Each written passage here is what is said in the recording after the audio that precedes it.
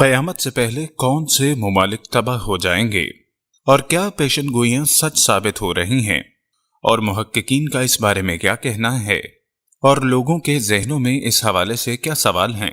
امت مسلمہ کی عمر کا اندازہ لگانا اور قرب قیامت کی علامتوں اور دور فتن کی دستک کے بارے میں علم حاصل کرنا مسلمان امت کے علماء کی روایت رہی ہے۔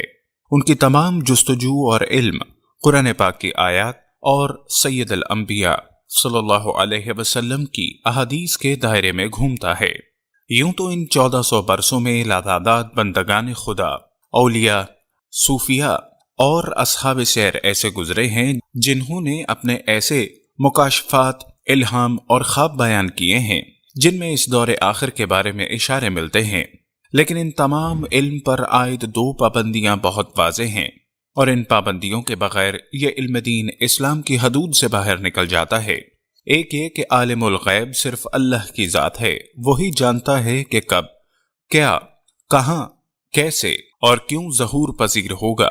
دوسری پابندی یہ کہ ہمارا تو ایک اندازہ ہے، اور یہ اندازہ بھی آیات قرآن اور احادیث نبوی کی روشنی میں متعین ہوگا۔ انہی حدود کے اندر رہتے ہوئے اس علم کے ماہرین نے اس صدی کے آئندہ آنے والے 60 برسوں کو بہت اہم قرار دیا ہے۔ حضرت ابو ہریرہ رضی اللہ تعالیٰ عنہ فرماتے ہیں، رسول صلی اللہ علیہ وسلم نے ارشاد فرمایا، سب سے پہلے ہلاک و برباد ہونے والے اہل فارس، پھر اہل عرب ہوں گے۔ الفتن نعیم بن حماد۔ جیسا کہ ہم نے پہلے کہا کہ عالم الغیب صرف اللہ کی ذات ہے، اس حدیث سے بھی یہی اندازہ لگایا جا سکتا ہے کہ اہل فارس یعنی ایرانی اور عربوں کی تباہی ہوگی، لیکن کب اور کیسے ہوگی اس بارے میں کچھ نہیں کہا جا سکتا۔ البتہ حال ہی میں ایران اور امریکہ کے درمیان ہونے والی چپکلش کسی بھی وقت جنگ عظیم کا روپ دھار سکتی ہے، جس سے بہت بڑی تباہی یقینی ہے۔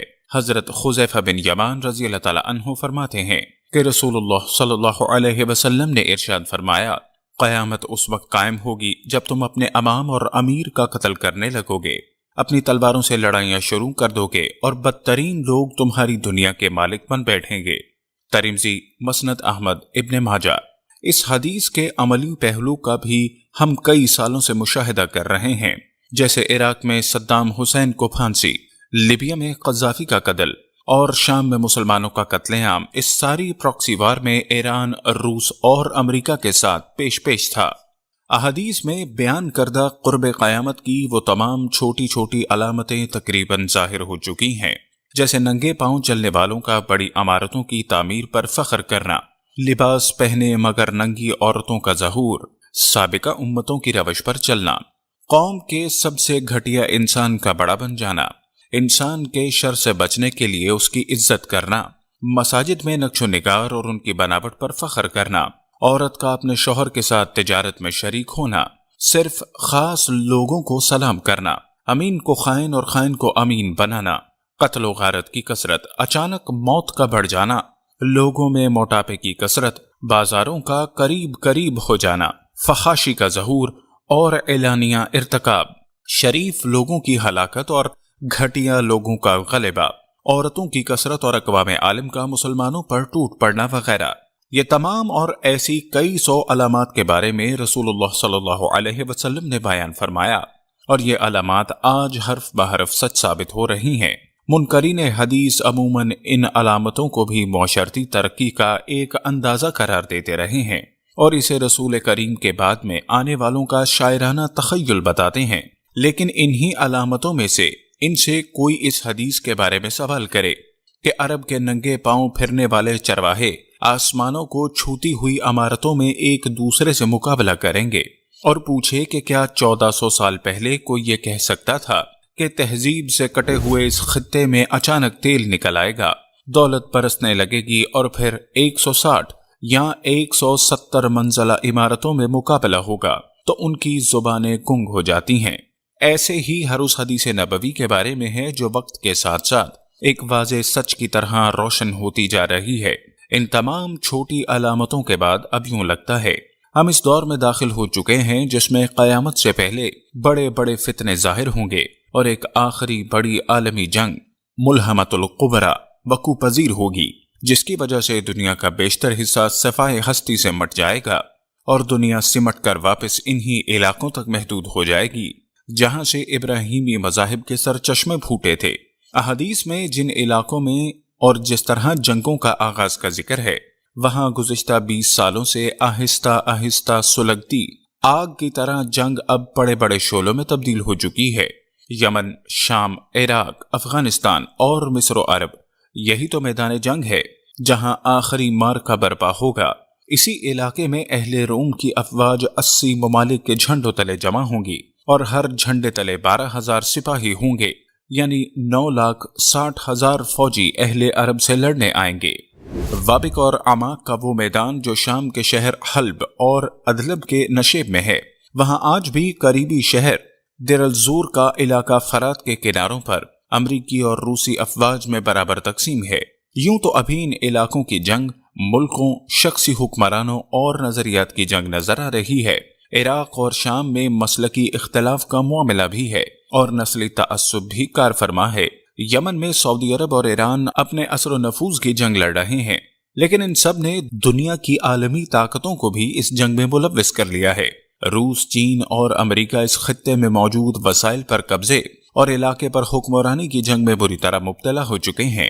افغانستان سے مصر تک کا علاقہ یوں تو مسلمانوں کا مسکن ہے، لیکن یہاں موجود وسائل پر گزشتہ 1 صدی سے عالمی طاقتوں کا قبضہ ہے۔ یہاں حکمران بھی عوام سے لڑائی میں مصروف ہیں اور عوام بھی مسلک کی بنیاد پر ایک دوسرے کی گردنیں کاٹ رہے ہیں۔ یہ خطہ کیا صرف وہاں کے رہنے والوں کے لیے اہم ہے؟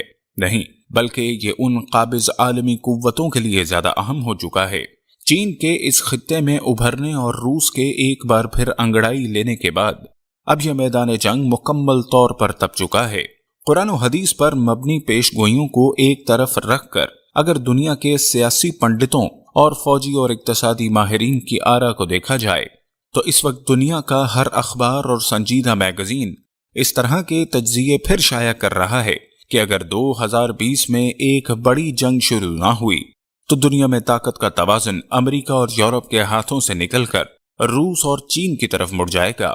یہ لوگ متفق ہیں کہ 2020 خلا اور زمین دونوں پر چینی بالادستی کے آغاز کا سال ہے، جب چین کے 35 سیٹلائٹ اسٹیشن اپنا بیڈو سسٹم نافذ کر دیں گے اور پاکستان سے افریقی ساحلوں تک ممالک امریکی GPS سے آزاد ہو جائیں گے۔ بالادستی کی دوڑ میں چین ایک قدم آگے چلا جائے گا اور روس اپنی عسکری قوت اس کے ساتھ ملا دے گا۔ ایسے میں شدید قسم کی جنگ ان خطوں میں ضروری ہے جو پیش قدمی کو روک سکے۔ رابرٹ فارلے امریکی وار کالج کا پروفیسر ہے جو گزشتہ 20 سالوں سے آنے والی جنگوں کی ماہرانہ پیشگوئیاں کرتا رہا ہے۔ اس کے نزدیک 5 مقامات ایسے ہیں جہاں کسی بھی وقت ایک ایسی جنگ چھڑ سکتی ہے جو عالمی جنگ کا روپ دھار لے۔ یہ 5 مقامات چین کا جنوبی سمندر، یوکرین، شام اور عراق، جنوبی کوریا، کشمیر اور ایشیائے کوچک ہیں۔ نک کارٹر جو برطانیہ کا انتہائی قابل احترام دفاعی ماہر سمجھا جاتا ہے، اس کے نزدیک یورپ جنگ کے دہانے پر کھڑا ہے۔ اس کے مطابق یوکرین اور شام 2 ایسے سلگتے مقامات ہیں جہاں سے دنیا جنگ میں داخل ہو سکتی ہے۔ پورے یورپ کو روس کی فوجی قوت سے خطرہ ہے۔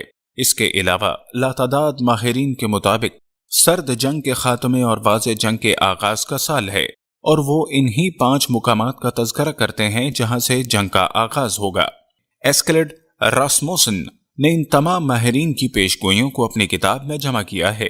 اس کتاب کے مطابق 2019 کے درمیان میں جنگ شروع ہو جائے گی۔ روس اور چین اپنی طرف سے یورپ اور بھارت پر حملے سے آغاز کریں گے۔ ہر طرف تباہی پھیل جائے گی، مگر اس سارے قصے میں امریکہ صفائے ہستی سے غائب ہو جائے گا۔ اس کے ساتھ ساتھ نوسٹراڈامس نامی معروف فرانسیسی دانشور نے بھی اپنی پیشن گوئی میں ایک اہم پیشن گوئی کے مطابق امریکہ اور مغرب کی آخری تباہی کا مرکزی کردار کا مرکز صحرائے عرب کے قریب کسی پہاڑی علاقے کے قرب و جوار میں فعال ہوگا۔ بتایا تھا، یوں تو یہ سب کے سب اندازے ہیں، مگر حدیث کے وہ الفاظ یاد آتے ہیں، زمین اس قدر لاشوں سے پٹ جائے گی کہ ایک پرندہ صاف جگہ ڈھونڈنے کے لیے پرواز کرے گا، نہیں ملے گی، آخر تھک ہا کر لاش پر ہی گر جائے گا۔ مفہوم حدیث، مگر خبر سچ ہے کیونکہ یہ رسول اکرم نے بتائی ہے۔ اندازہ تو صرف وقت کا ہے، مگر اہل نظر 21ویں صدی کی اس تیسری دہائی کا ہی اندازہ لگا رہے ہیں۔